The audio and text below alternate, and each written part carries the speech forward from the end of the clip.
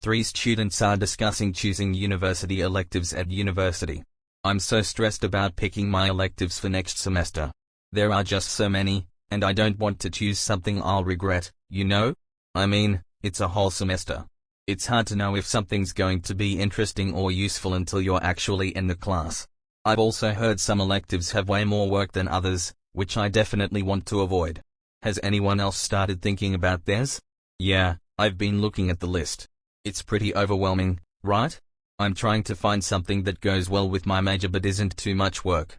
I'm thinking about that Intro to Film Studies class.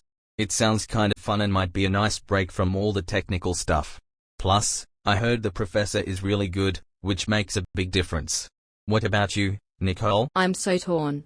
I need to pick something that'll help my career, but also keep me interested. I was thinking about taking a business analytics course because it seems pretty useful and in demand right now. The thing is, I'm not sure if I'll find it interesting, you know? I don't want to get stuck in a class I hate going to every week. It's such a big commitment. I get that. I'm trying to balance what I like with what looks good on a resume, too. Maybe we should look at some of the interdisciplinary courses? I saw one on environmental policy that seems to mix science with social studies. I've always been really into environmental issues, so it might be a good fit. Plus, it could give me some skills I can use later. That sounds cool. I hadn't really thought about the interdisciplinary ones. Maybe I should look more widely. I'm also a little worried about the workload. Have you guys looked into what the assignments are like for any of these? I've heard some electives have tons of reading or group projects, and I really want to avoid that if I can. I already have enough to do with my major. Good point, Nicole. Workload is definitely a big deal. I heard the business analytics course I mentioned has a huge group project, which I'm not too happy about. Maybe I should look into something more individual. I saw a creative writing elective that could be fun and a good way to chill out. Plus, it might help me get better at communicating, which is always useful no matter what job I get. Creative writing sounds amazing. I've always wanted to try it. Maybe we could take it together? It would be fun to know someone in the class. As for the environmental policy course, I think I'll try to talk to some students who have taken it before to get a better idea of how much work it is and what the professor is like. That might help me decide. That's a great idea, Matthew. Talking to other students is always a good move. I think I'll do some more research on the film studies class and see if I can find any reviews online. If it seems doable and the professor is good, I'll probably go for it. I think a little fun and relaxation is exactly what I need next semester. Okay, I'm officially changing my mind. I'm going to focus on what I'm interested in, not just what's good for my career. I'll check out the creative writing course and maybe a few others that sound fun. Thanks for the help, guys. It's good to know I'm not the only one stressing about this. Good luck with your choices.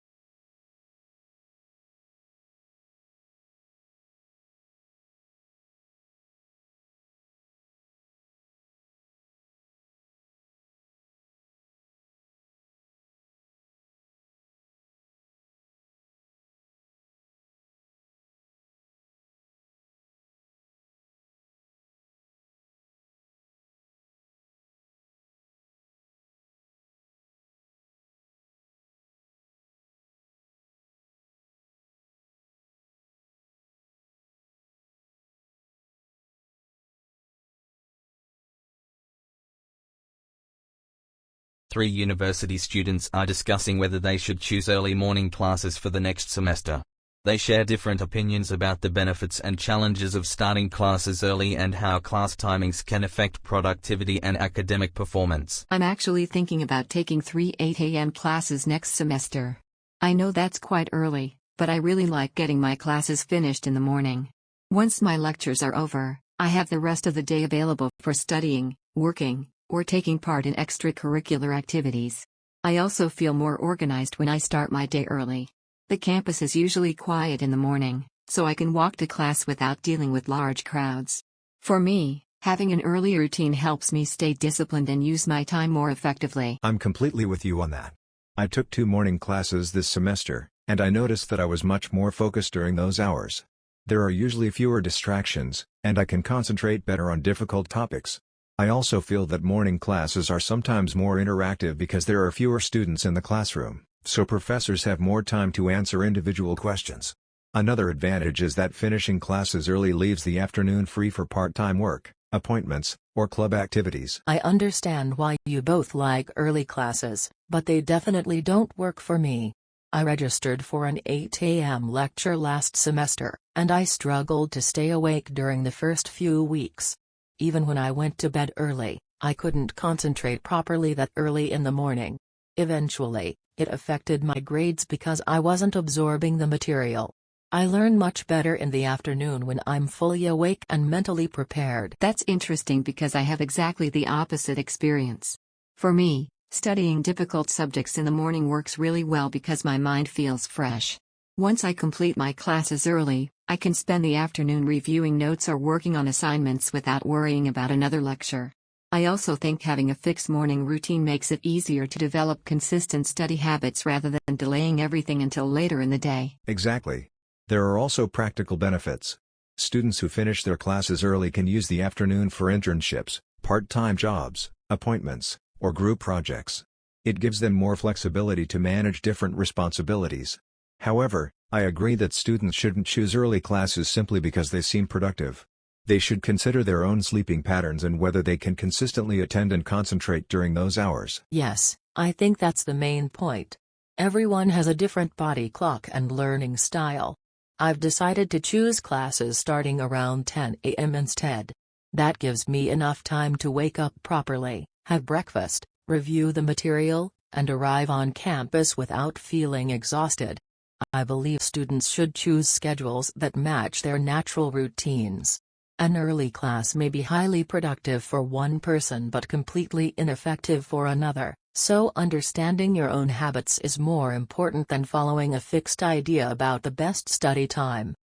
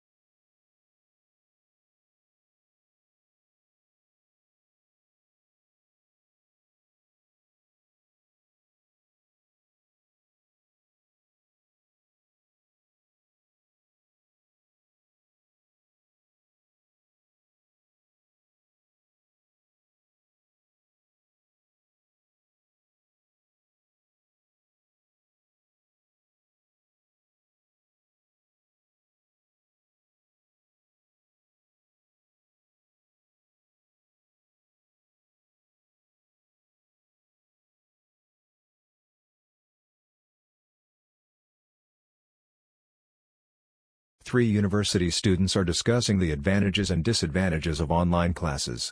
They share their experiences with concentration, flexibility, communication, and social interaction, while considering whether a hybrid system could offer a better balance. Have you guys noticed how different online classes feel from regular classes?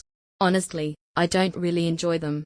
Last week, my internet kept dropping during an economics lecture, and the slides froze several times. Even when the connection is fine, I get distracted by my phone and notifications. In a classroom, I feel more focused because the professor is right there, and I'm less likely to miss important parts of the lesson. I get what you mean, but I actually prefer online classes. They save me a lot of time because I don't have to travel to campus every day. I can study comfortably from my room, and recorded lectures are really useful. If I don't understand something, I can replay that part instead of trying to remember everything from one lecture. It gives me much more flexibility. I understand the convenience, but I still prefer face-to-face classes. I chose this university partly because of the campus experience. Online classes make it harder to meet people, make friends, and build connections. Even asking questions can be frustrating. Sometimes I type something in the chat, but the professor doesn't notice it until the class has already moved on. In person, I can simply raise my hand. Exactly. I also think group discussions work much better in person.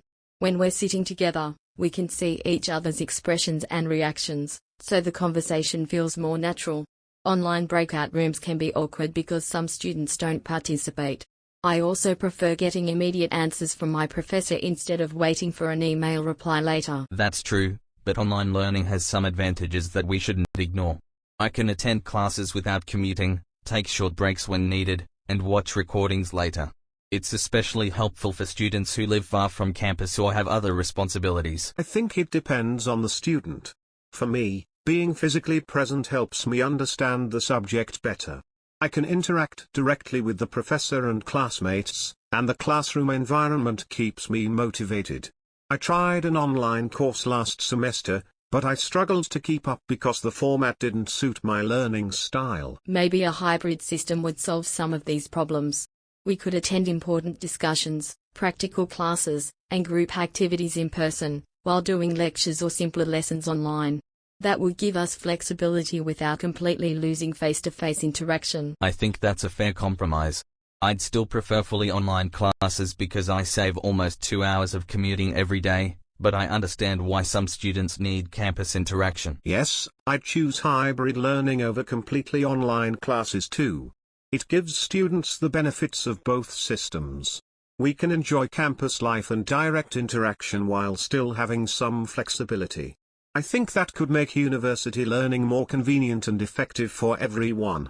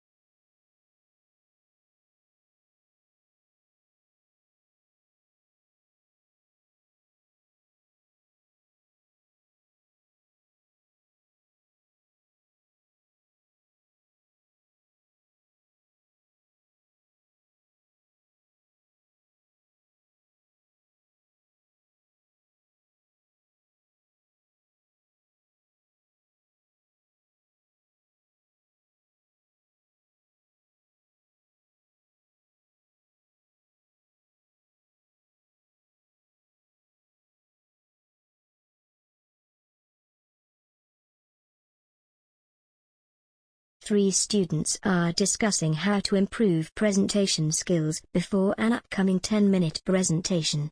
They talk about speaking speed, using notes, eye contact, confidence, and the importance of regular practice. I feel nervous about my presentation because I speak too quickly and keep looking at my notes.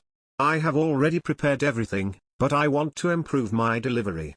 I know presentation skills are important for future jobs, so I want to become more confident and speak more naturally. I think you mainly need more practice.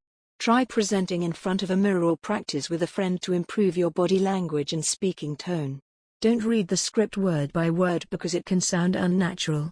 Your notes may also be too long, so shorten them and keep only the important keywords. I agree. You should avoid reading the complete script. Highlight different sections and write down key points to make your notes easier to remember.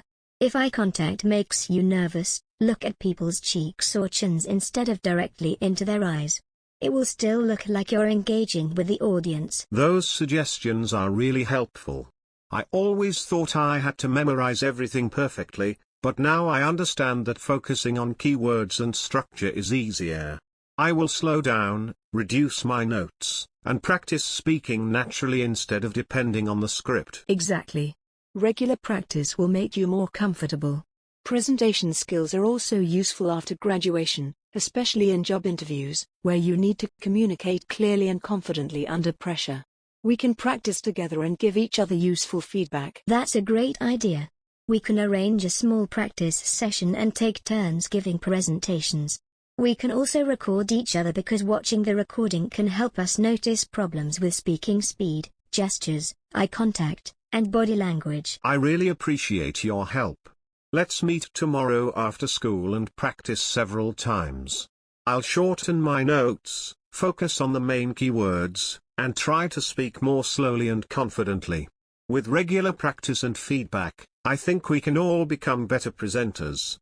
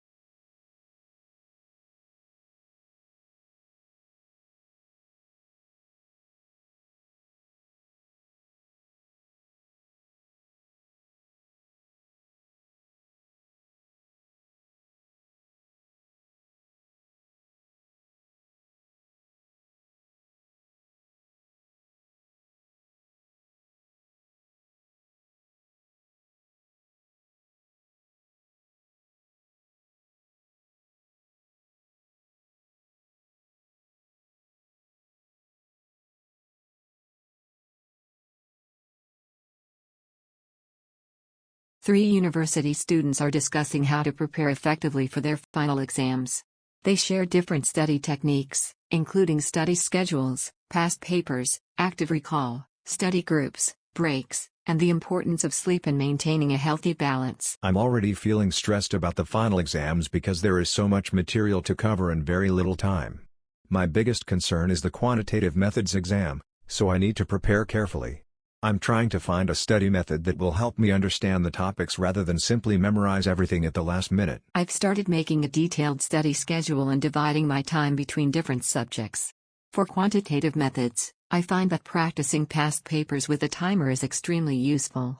It helps me understand the types of questions that may appear and quickly shows me which topics I still need to improve.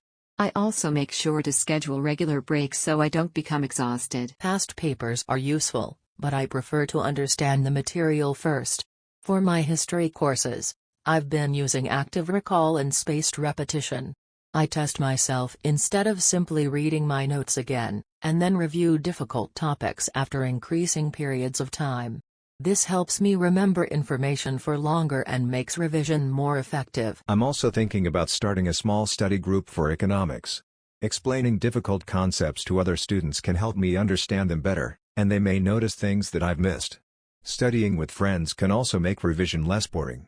However, we'd need a clear plan and should focus on specific topics instead of spending the whole session chatting. That's important because study groups don't always work well. Sometimes people get distracted or spend more time talking than studying. I think they are most useful for reviewing difficult topics, solving problems together, and testing each other. For individual learning, it's probably better to study alone and then meet friends when you need help with something specific. Whatever method we choose, we also need to look after ourselves. Getting enough sleep, eating properly, and taking breaks can make a big difference to concentration and memory. Staying awake all night may seem productive, but it usually leaves you exhausted and unable to remember what you studied. I now stop using my laptop before bed and spend some time relaxing. I agree. The best approach seems to be finding a balance between effective study and proper rest. I'll create a realistic schedule, practice past papers for quantitative methods, and organize a focused study group for economics. If we avoid distractions, take regular breaks, and get enough sleep, I think we'll be much better prepared for our final exams.